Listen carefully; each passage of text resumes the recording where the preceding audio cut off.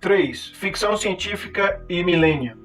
A ficção científica é um gênero da literatura bastante abrangente e que tem se expandido por todo o planeta nas últimas décadas. Por uma questão de classificação, costuma-se dividi-la em vários subgêneros, sendo os mais comuns a space opera, a ficção hard e a science fantasy. A space opera é o tipo de história onde os personagens desafiam impérios galácticos, combatem com alienígenas que mais parecem bichos de pelúcia ou monstros do pântano. Tudo é grandioso, com um final geralmente épico.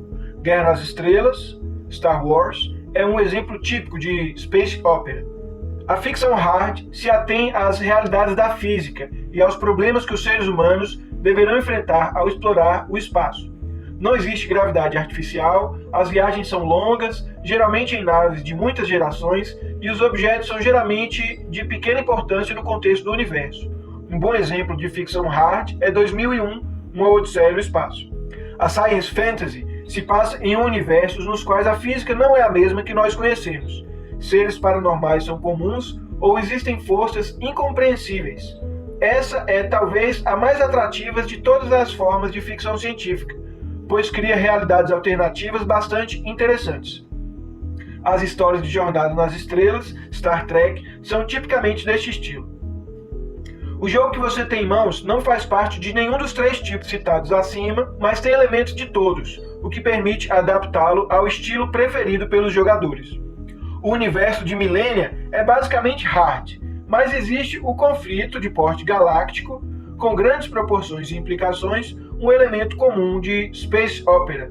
Também deste gênero vem o fato de que os personagens constantemente se envolvem em conflitos do tipo bem contra o mal. Da science fantasy vem o voo supraluz, o controle dos tachyons e várias outras impossibilidades da física como nós a conhecemos. Mas não achariam os gregos uma impossibilidade se construir uma televisão? O universo foi montado de modo que, ao invés de um futuro utópico, com tudo bem definido e organizado, existe uma realidade confusa e conturbada com muitas possibilidades de aventuras. Em Millennia, como em nosso mundo, a sociedade não acompanhou a evolução tecnológica, tendo várias questões sociais, como a da cidadania e da cooperação entre as raças alienígenas, ficado em segundo plano, relegadas a soluções temporárias. Cada jogador terá uma ideia própria de como essas questões devem ser encaradas quando surgirem no jogo. Do conflito de opiniões aparecerão não só discussões, como disputas entre os jogadores que poderão gerar situações bastante incomuns. O governo humano foi baseado no mais contraditório governo da história. Escravagismo e liberalismo, seriedade e orgias, democracia e autoritarismo, prosperidade e decadência.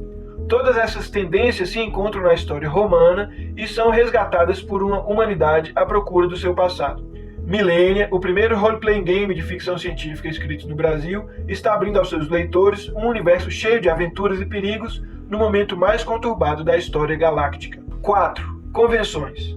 Antes de começar a ler essas regras, certas convenções devem ser estipuladas para que se compreenda plenamente o texto sem margens de dúvidas. Não é preciso decorá-las, apenas leia e se refira às mesmas sempre que estiver em dúvida. 4.1 Lançamento de dados. Millennia utiliza dados de 6 faces comuns e encontrados em qualquer papelaria. Estes serão referidos de agora em diante como D6, pois outros RPGs usam dados de 4, 8, 10, 12 ou 20 faces.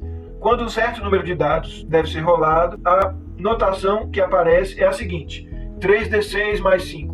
O primeiro 3 indica quantos dados devem ser lançados e seus resultados somados. O segundo mostra que um certo número, mais 5, deve ser somado, ou, em outros casos, subtraídos do resultado final. Assim, 4d6 menos 5 indica que 4 dados devem ser rolados e deve ser subtraído 5 do total da soma.